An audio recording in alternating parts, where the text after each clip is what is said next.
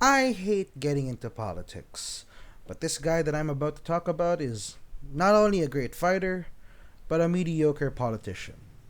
More about Manny Pacquiao in a bit. You're listening to the YAS podcast. Welcome to the YAS podcast, or excuse me.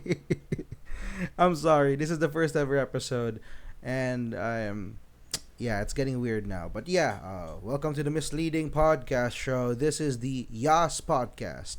We're talking about a guy who had to fake his age. He had to lie about his age. He had to lie about, like his weight, everything. But he was a very determined fighter. He trained tirelessly. He fought in small venues and earned meager pay. But his talent was undeniable. And by the year 1995, at just 16 years old, he turned pro. So, those humble beginnings that laid the groundwork for his career that would see him become the only boxer in history to win world titles in 8 different weight divisions. So you're thinking about a guy. We're talking about a guy who fought at the age of 16, moved up from weight class after weight class, taking every challenger known to man during his time as a boxer. He would take all upcoming opponents, anything. He would take on the challenges. He even fought a guy who was very tall, a guy who was taller than him, a guy who cheated to win fights, and he punched his sorry ass off the canvas to become the welterweight champion.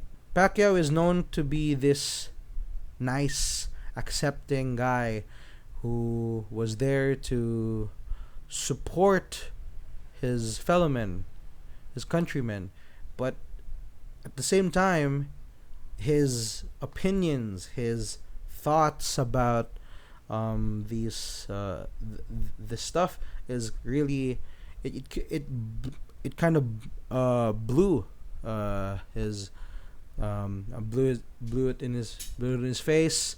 Like no one would favor him now, knowing how rough of not rough. I would say like he wasn't thinking that he didn't have the right headspace back in the day or during that time. No, again, politics is very messy.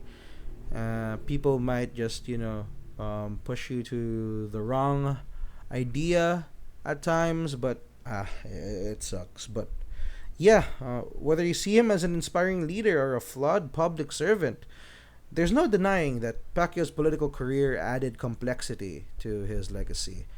If it weren't for his political side, I would consider him as a Filipino hero, the nation's hero.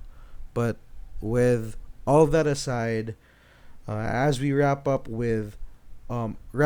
this episode, we'd love to hear your thoughts in the comments. No matter where this episode or this podcast will be uploaded, we plan to upload this on YouTube and on Spotify. So tune in. What are your thoughts about Manny Pacquiao's legacy? What does Manny Pacquiao mean to you in your life? And what is your favorite fight that you've watched or you've witnessed by the legendary Manny Pacman Pacquiao? Thank you so much. This has been Sean, also known as PND, and you are very welcome. And that has been the YAS Podcast. More episodes to come. This is only the beginning. You're listening to the YAS podcast.